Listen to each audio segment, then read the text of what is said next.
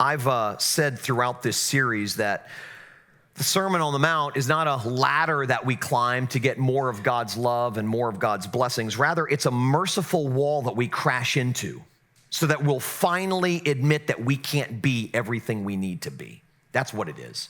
The way I was taught it growing up and the way I understood it, even as a young man, was that this is a goal to reach. The Sermon on the Mount is a goal to reach. It's a ladder to climb. And the higher we go, the more of God's love and the more of God's blessings we get. But it's not a ladder that we climb. It's a wall that we crash into, a merciful wall. And I call it a merciful wall because when we crash into it, we finally admit that we can't be everything we need to be. And when we can finally admit that we can't be everything we need to be, we look to the one who was for us what we could never be for ourselves. See, the Sermon on the Mount highlights the tension that exists between what I actually am and what I should be or who I need to be. In other words, the primary purpose of the Sermon on the Mount is to expose us, to unmask us, to show us our need. Because I'm telling you right now, and this was true for me for many years, if we insist on believing that we are good and strong and self-sufficient, then Christianity will have zero appeal to us. No appeal whatsoever. The Sermon on the Mount is Jesus' sermon on the 10 Commandments, and the whole goal of God's law is to expose the fact that none of us are not in need of grace. None of us. We all need grace because we fail. We all need grace because we lie, because we hide things, because we get mad when we don't get our way, because we gossip, because we're impatient, because we're not thankful, because we're selfish, because we hold grudges and refuse to forgive. We all need grace because we're proud, because we do the right things for the wrong reasons, because we use people, because we're controlling, because we're manipulative, because we're greedy, because we're bothered more by other people's sin than our own. So the mission of the Sermon on the Mount is to reveal that we all need grace, that none of us are who we should be. None of us are everything that we need to be. And the reason that this makes us feel uncomfortable, at least it makes me feel uncomfortable sometimes, and I've had conversations with handfuls of people over the years, and this idea of scandalous grace, the grace that we can't live without, it makes us feel uncomfortable because we tend to build our identity on being good and right and strong. So when God's law exposes the fact that none of us are good and none of us are right and none of us are strong, then we're offended. We're offended by that because the truth is, if you're afraid to let anyone see your weakness, what it means is that you've built your identity on being strong. If you can't admit that you're bad, it means you've built your identity on being good. If you get defensive every time you're corrected, it reveals that you've built your identity on being right. And so the Sermon on the Mount, it forces an identity crisis. It exposes all of those non-gods that we build our life on, those places where we unconsciously anchor our worth and our value and our significance and those sorts of things. It strips us of all of our fig leaves so that we feel naked, because it's only when the fig leaves of our own righteousness are replaced with the cloak of Jesus' righteousness that we will be truly free. And so the Sermon on the Mount's ultimate mission is to set us free. To set us free from the slavish need to perform for God and others, to set us free from the delusion that we are self-sufficient, to set us free from the pressure we feel to always be strong and to always be right. God's demand is perfection. We've seen that. So that means that nothing short of absolute flawlessness will do. God only accepts, he only receives perfection. Well, if that's true, and none of us are perfect, then that creates a problem. It creates a need that we can't meet on our own. And because God's demands are unqualified and undiluted, the grace we need must be unqualified and undiluted.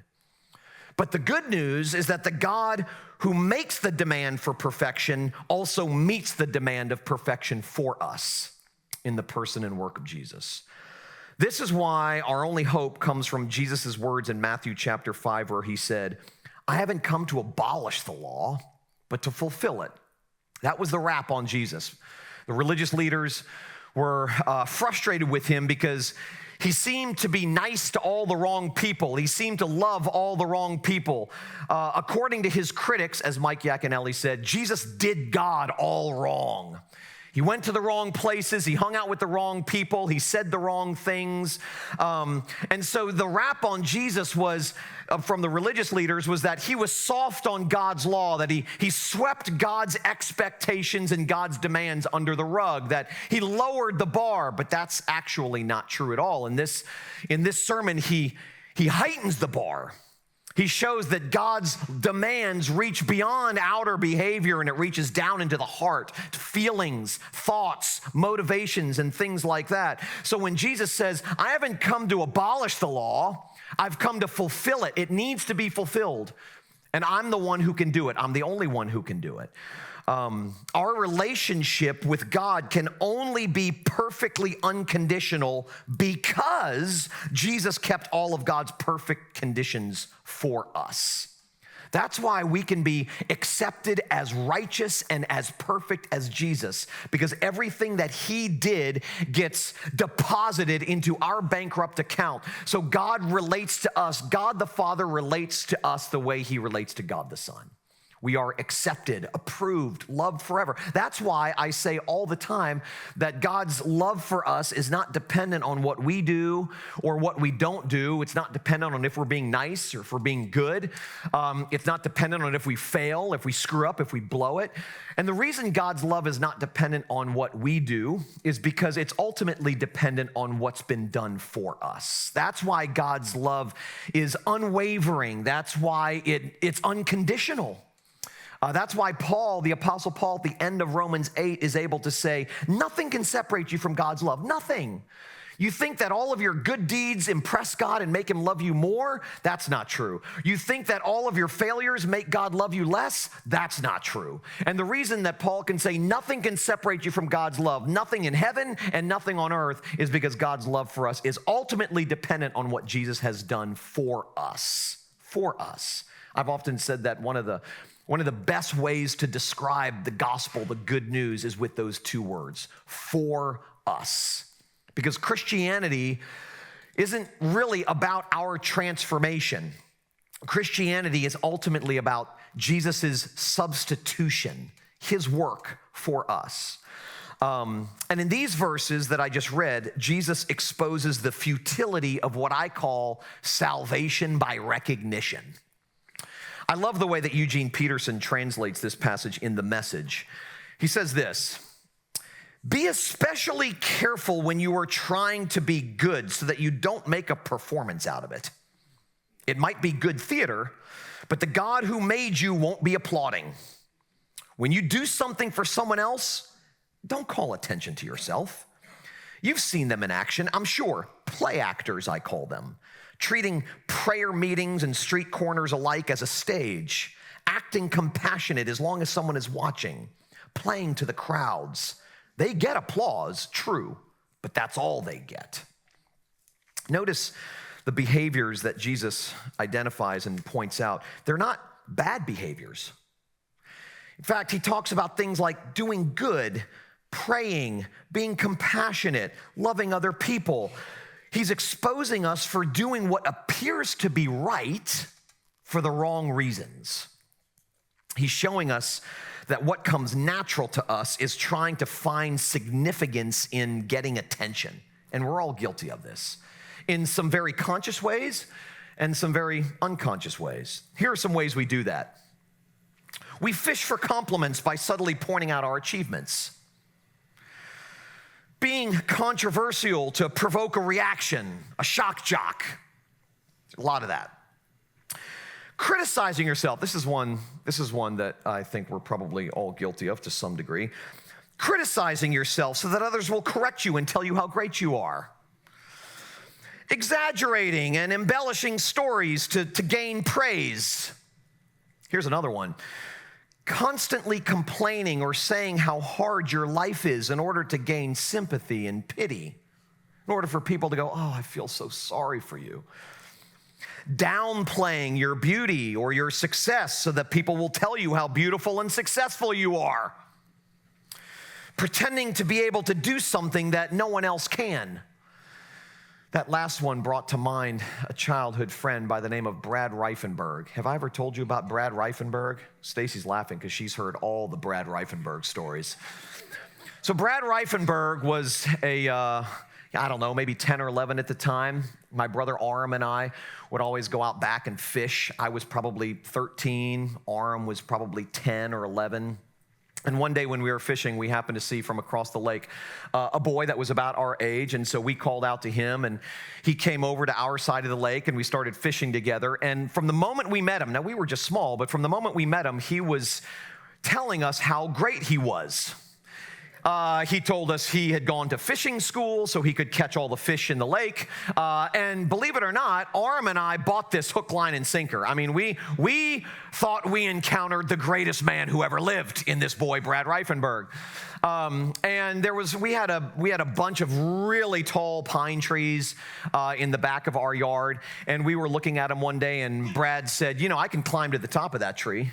And we were like, there's no way you can climb to the top of that tree. I mean, it's like 40 feet high. It's like, no, I can climb to the top. I went to tree climbing school. We believed it.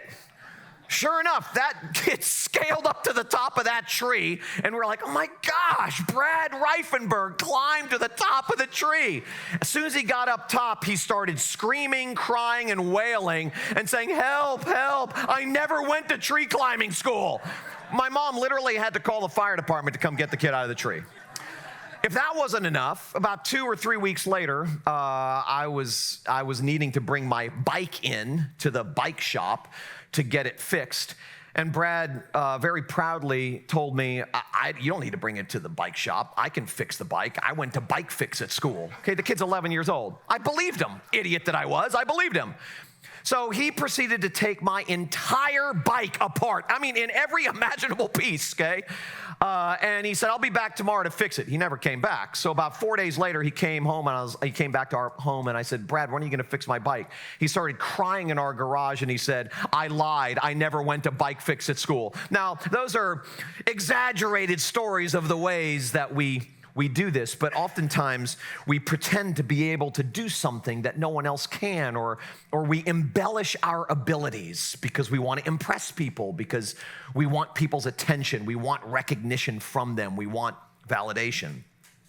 Those are some sort of crass ways in which we try to get attention, salvation by recognition, but it's the more refined ways, the more subtle ways that Jesus specifically addresses here. Things like this: being generous and selfless in order to be validated. It's always why super nice people have always kind of annoyed me, I don't know if that's true for you. It's why I couldn't live I've lived in the South, and there's a large portion of my family that comes from the South, the cultural South. But it always annoyed me because everybody was just so nice all the time, to the point where it didn't seem real. It seemed fake, disingenuous. I always looked at people like that with skepticism. If you're overly nice to me all the time, I'm not going to believe you, except for Rich. I will believe him because he is overly nice all the time, and he means it. But everybody else, okay? This is your invitation to be mean to me. I'll respect you more for it. I'm just kidding. But seriously, being generous and selfless in order to be validated, being generous and selfless is a great thing. But oftentimes we do it subtly or unconsciously because we want to be validated. Serving all the time, so people say, wow, she's such a servant. Or wow, he's so unselfish. Overworking so that people will say, wow, he's such a hard worker. Or wow, she's got such a great work ethic. Using spiritual and pious language. Okay, this happens inside the church all the time. I've shared with you my disdain for people saying, brother.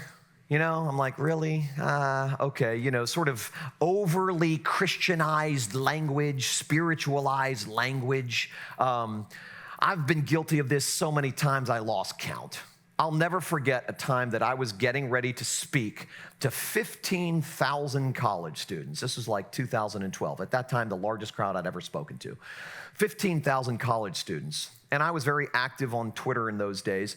And I really wanted everybody to know that I was getting ready to speak to 15,000 college students. They might respect me more. They might think I might impress them with that. And so I got on Twitter and I said, please pray for me as I get ready to speak to 15,000 students, college students. Okay, now I didn't really care if people prayed for me or not. As sad and despicable as that sounds, what I really wanted was for people to know that I was getting ready to speak to 15,000 college students. That would impress them. I think I told you the story a number of months ago about the time that Liberate Conference was a conference we used to host in Fort Lauderdale at the church that I used to serve. Every year we hosted this conference, and it was the highlight of the year. And people from all over the world, thousands of people from all over the world came to Fort Lauderdale for the Liberate Conference, to our church for the Liberate Conference. And I guess it was like the Tuesday, it always started on Thursday night, but the Tuesday before it started, I was walking through the sanctuary, big, huge sanctuary. I was walking through the sanctuary, and the cleaning crew was coming in later that afternoon to clean up the sanctuary and get it ready for the conference. And as I was walking through, I noticed that all the bulletins from Sunday were still on all the pews. No one was in the sanctuary. Nobody was in the building. And I decided to walk row by row and pick up all of the bulletins, cleaning up the sanctuary. And I promise you, I hadn't picked up more than 4 bulletins before this thought crossed my mind. I'm doing a really good thing here, you know? I mean, I'm the senior pastor of this amazing place, and I'm cleaning up bulletins. And then I thought, I hope to God that a staff member or someone from our church walks in here right now to see me doing this. They will be so impressed with my servanthood. Okay, now, that's also a crass illustration, but it's something that I think, if we're really honest, we're guilty of doing on a regular basis in some really subtle ways, perhaps. We instinctively grasp for recognition. This is what Jesus is addressing here. The futility of salvation by recognition. We instinctively do this. We want to be noticed for how good we are, how sweet we are, how generous we are, how smart we are, how competent we are, how beautiful we are. We want to be noticed for that stuff. We want attention for those things. We feel like we matter more if we are seen, and so we clamor for credit. If we do something good or right, we want to be noticed, or it feels incomplete. I think I also told you the story about the first men's retreat that we had when I was the pastor at Coral Ridge in Fort Lauderdale. That church hadn't had a men's retreat in years, and I was relatively new. I was the new pastor there. And I thought it would be a good thing for us to have a men's retreat for the men together of the church to get away and go somewhere. So it was my idea, and I sort of mapped out the way I wanted the weekend to feel and the way I wanted it to go. And then I passed it off to our men's ministry guy to sort of work out all the logistics and make it happen, which he did. So we all went. It was an amazing weekend in Marco Island. It was amazing. It was really groundbreaking in a lot of ways for our church. And at the end, our men's minister got up to say thank you to the people who made it happen. And, he started with the speaker, thanking the speaker for coming to speak. And then he talked about his men's ministry team, each of the men on his men's ministry team, and talked about how hard they worked to make this happen. And I was sitting there just waiting for him, the grand finale, to mention. And if it wasn't for the vision of our esteemed pastor and leader, Pastor Tullian, this would have never happened. So I'm sitting there sort of proudly waiting for my moment of recognition, and it never came. He never even mentioned my name. And I can remember sitting there. It's embarrassing to admit this stuff, but I can remember sitting there feeling like, dude, what the heck, man? Like I got robbed. Like somehow, some way, I got robbed of the recognition that in that crass moment, I felt like I needed. We do this all the time. But as you know, and as I've discovered, fighting to be noticed, fighting to be appreciated, fighting to be loved and affirmed and honored doesn't make life lighter. It makes life heavier, faster, more exhausting. We're always chasing after something we think we need in order to feel alive. needing our opinions to win the day, our thoughts and our actions to carry the room, our reputations to get us ahead, our looks and personalities to get us love. All of these things burden us. They make life heavier. They make life harder. This is what Jesus is addressing here. He's ultimately wanting to set us free from ourselves, to set us free from this burden that we put on our own shoulders. Life is harder, not easier, when we feel the pressure to get to the front, to be recognized, to be remembered, to leave a legacy, to win, to secure the spotlight, and those sorts of things. And we don't maybe do this in big, obvious ways, but we do it oftentimes in small, subtle ways. We still feel the pressure.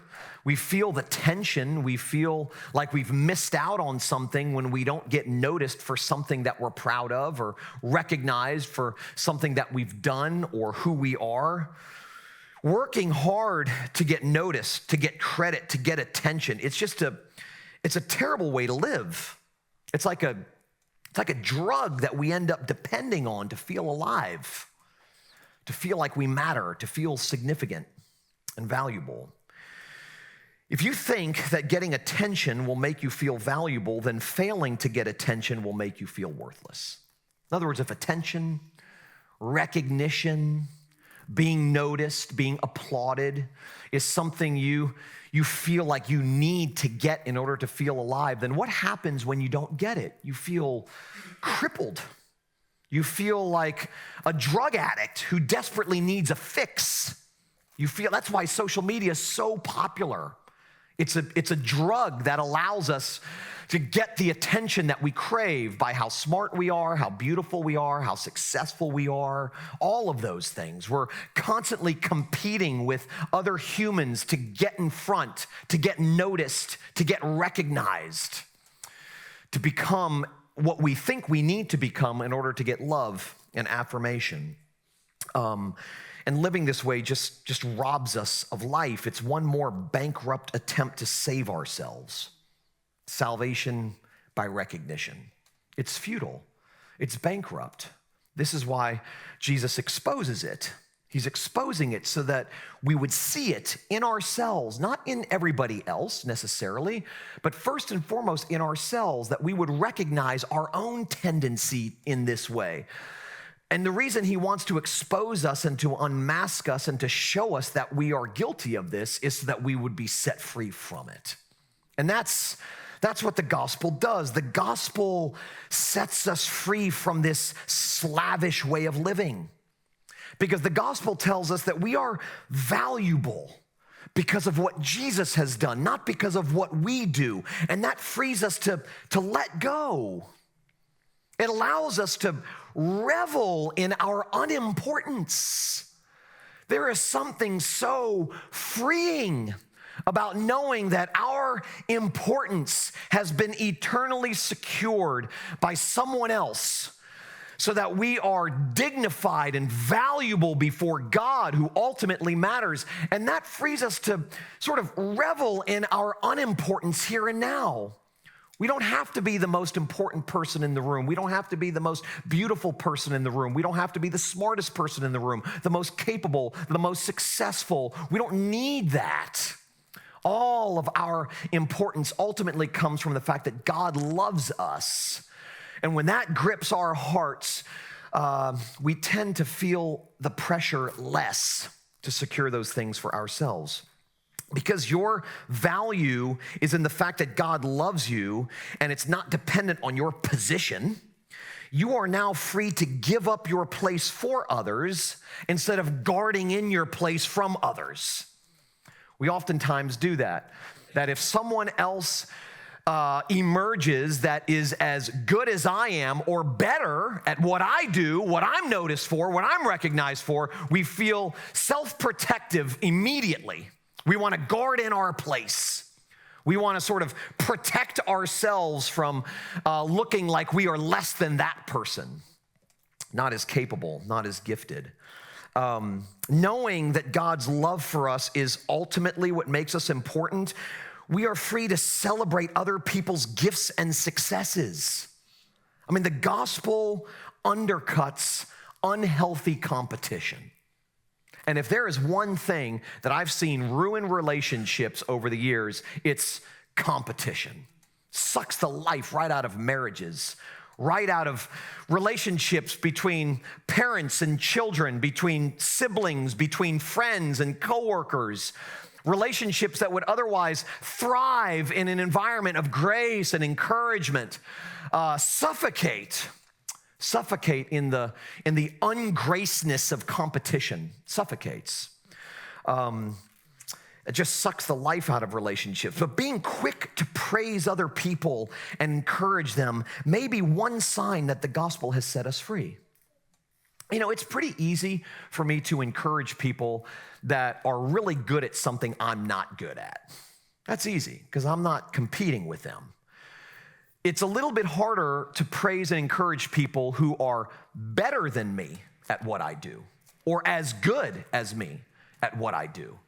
That makes encouragement a little bit harder. And when I find it hard to encourage, when I find it hard to praise other people's successes, especially when their successes match my successes, that exposes me to myself.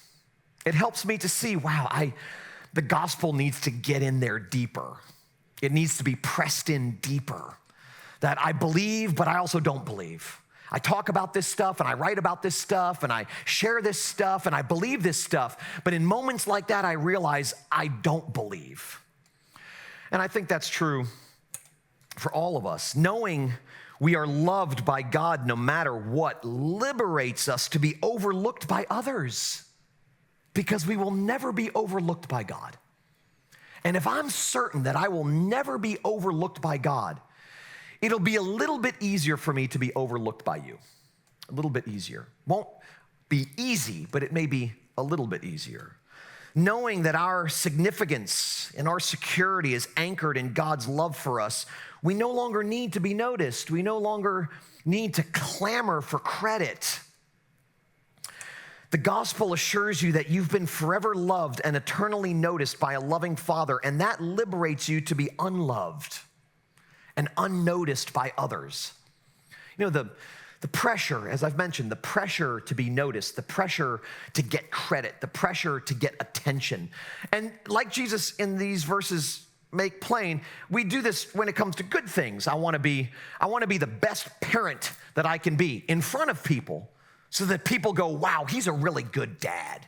I want to be the best grandfather I can be in front of people because I want people to think he's a really good granddad. I want to be a hard worker, a good writer, a good preacher, all of those things that God has called me to do and summoned me to do. I want to be good at all of that stuff. And there's some real health there. I should be good. I should at least pursue the gifts that God has given me and continue to work those things out and to share those gifts with the world. But if I'm honest, I'd have to say that there is a part of me, because I'm a sinner still, and there's a part of me that mixed in with all of the good reasons why I want to do those things, there are some bad reasons too. I'm a mixed bag, as we all are. Mixed bags. I've said this before, and I've said it over the years, but one of the reasons, not all of the reasons, but one of the reasons that I work so hard to prepare sermons and to preach is because at some level, conscious or unconscious, at some level, I feel way more valuable and way more important if people think I'm a good preacher. If they think I'm a good preacher, then I feel, like maybe I'm more valuable than I thought I was. Maybe I'm more important than I thought I was. You're not a preacher per se, but you do this in other ways. I do it. We do it. We all do it. So the gospel assures you that because you've been forever loved and eternally noticed by God, you can live with being unloved and unnoticed by other people. We don't need that drug anymore. We still use it, and we'll use it till the day we die because we believe and we don't believe at the same time. John Calvin said that we are all partly unbelievers until we die. And he was speaking of Christians. that there's a part of us that struggles to believe all of this stuff. And that struggle reveals itself in moments like this when we're looking for attention, when we're clamoring for credit, when we want sympathy, when we want pity, when we want people to notice our accomplishments, our successes, when we want people to tell us how beautiful we are or how strong we are or how smart we are or whatever the case may be. But the gospel frees us from the burden to get attention. It unburdens us from needing affirmation in order to feel important. All of the affirmation we need, all of the acceptance we need, all of the love we need, all of the attention we need is already ours. We get all of that stuff from God so that we don't have to try to get all of that stuff from everybody else. We no longer need to spend our lives trying to earn the approval and acceptance and affection of those around us because we already have God's approval, God's acceptance, God's affection. So the gospel sets us free from having to win, from having to get ahead, from having to seek recognition. We're free to disappear. We're free to be forgotten, to be overlooked and unseen. There is an inordinate focus these days. I hear people talking about this all the time on wanting to leave a legacy, whatever that means. I was asked that question when Stacy and I first moved to Jupiter. I was asked that question by a new friend, and he said, "What do you want your legacy to be?" And I hate answering questions like that because I don't even know how to answer questions like that. You know, I could say the typical stuff like, well, I want my kids to say that I love them and I was there for them all the time. And I didn't know what he was fishing for, but I said, you know what, I try not to even think about that. Because the more I think about the kind of legacy I want to leave, what happens? The more I think about my need to secure that legacy, to accomplish that legacy, to make sure that it happens. And that is just a burdensome way to live. I'll leave my legacy up to God. Whatever God wants it to be, I'm fine with. And if it's nothing more than he was a broken down sinner who screwed up, recognized his need for grace, and pointed other people to that grace, I'm totally fine with that. Totally fine with that. And thanks to the internet, that probably will be the only legacy that I have. And I'm okay. I'm actually okay with that. If the only legacy I have is, guys, this guy, I mean, my gosh, he was a ragamuffin.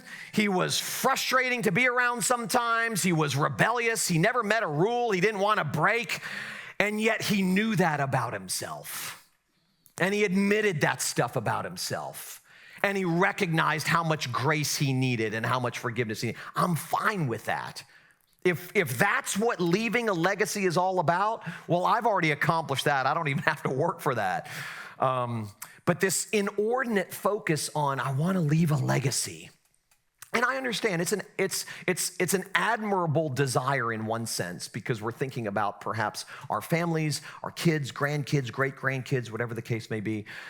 But I don't find it to be super healthy or life-giving to be fixated on the legacy I'm leaving.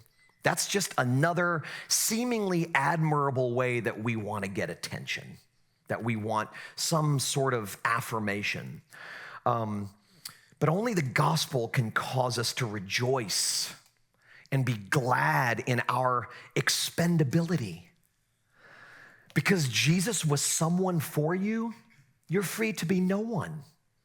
You don't have to climb the corporate ladder. You don't have to win Mom of the Year award. You don't have to be uber successful. You don't have to look great for your age.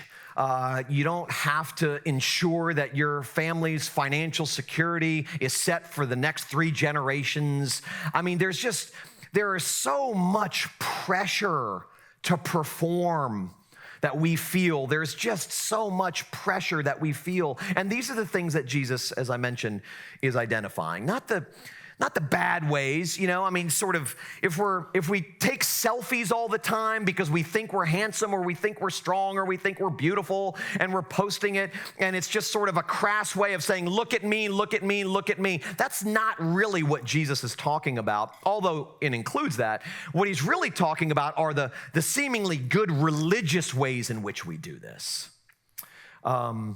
We look down on people perhaps who aren't as spiritual as we are, who don't pray as well as we do, who aren't as disciplined as we are, who don't know as much about the Bible as we may know, who don't show up at church on a Sunday when we lose an hour of sleep, those sorts of things. We tend to look around the room and go, you know what? I mean, I may not be great, but I may not be a spiritual giant, okay? But I'm more of a spiritual giant than him. I'm more of a spiritual giant than her. We do our acts of charity, our acts of compassion. This is what Jesus is addressing. We do these things oftentimes because we want to be noticed for it. And it's just an incredibly burdensome way to live. And only the gospel can cause us to be glad and to feel relief in our expendability. I mean, I cannot tell you, I know that there are tools out there that would help me come up with this information, but I cannot tell you the names of my great, great, great, great grandparents. I can't tell you on either side. I can't tell you. I mean, that's however many generations back. I hate to say this, but we will be forgotten. All of us will be forgotten. It doesn't matter what kind of mark you've left in this world. We will be forgotten.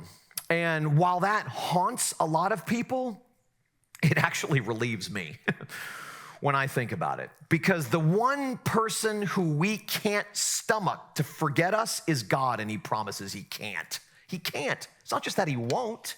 Because of what Jesus has done for us and given to us, God can't forget us any more than he can forget Jesus. We are noticed as much as Jesus is noticed in the eyes of God the Father because of what's been done on our behalf, because of what Jesus has accomplished, because of the grace that we've been given. So only the gospel can cause us to be glad in our expendability, because Jesus was someone, as I said, we're free to be no one. That is freedom. Let's pray together.